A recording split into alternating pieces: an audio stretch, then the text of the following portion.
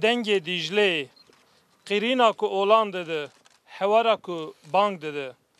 Hewara ku bang dide, strana ku dibêje, li ser rûyê min şopa şûr, mertal. Rengê derd û kezeran, pejna miriyan, şer, pevçûn, veqetîn talan. Di nav boşahiyên deryaya aram da têk derim. Ez dizêm, bayê gur, zozan, berfa spî, arzu, coş, evîn. Ez dimirim, bayê germ, çol, ne sitarî ne sî. Valahî, bêdengî, sakîn, li ser rûyê min kelek, keştî, mîna hêsrê çavan, siya darê çinaran, bî û spîndaran. Mîna şopên derketiyan, ho, tu dengê qîrîna însaniyetê, dengê hewara însaniyetê, guh bide min, dengê hewara zarokên kobanê.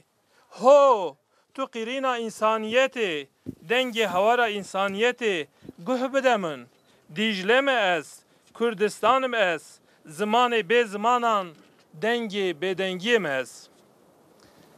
Hevalê hêja, heval û hogirên Mehmet Uzun û hemû hezkiriyên wî û xwendevanê wî hûn hemû bi xêr û xweşî hatine, ser seran ser çavan re hatine. Îro heftemîn bîranîna Mehmet Uzun ku 7 sal berê li vê de re ji nava me, ji nava edebiyata Kurda koşkir û çû. Wek pena Kurd û li ser navê şaredariya bajarê mezin ez dixwazim çend gotina bêjim û pişta heval û hogirê wî nûnerên saziyan wê ji we re axaftina bike. Hevalên hêja Mehmet Uzun rastî jî stêrka geşa edebiyata Kurdî bû. Em dikarin bêjin stêrka geşa herî geşa edebiyata Kurdî bû. Li pey xwe gelek berhemên hêja hiştin û şopeke gelek xurt ji bo edebiyata Kurdî hişt.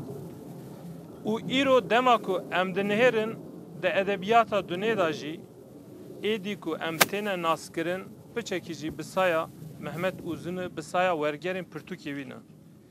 û mala wî gelek ava, hezar carî ava û rehma Xwedê lê be. Di saya vê qelema wî ne xurt da edebiyata Kurdan pêş ket û îro bi hezaran nivîskarên Kurd êdî derketin û dest havêtin pênûsê edebiyata Kurdî pêş vedibin. Hêviya me ew e ku ev qelem tu carî li erdê nemîne.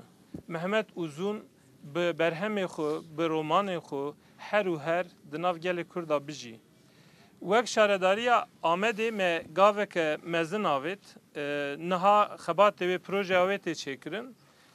Sala were di roja îroyîn da ku bê qeda û bela be, em ê müzeya Mehmet Uzun vekin. Niha projeya wê tê çêkirin, xanî temam e û sala were di 11 meha cotmehê da weke me got em ê karibin wê müzeyê diyarî xwendevan, edebiyata Kurdî û hemû hezkiriyên Kurdî û Kurdistanê bin.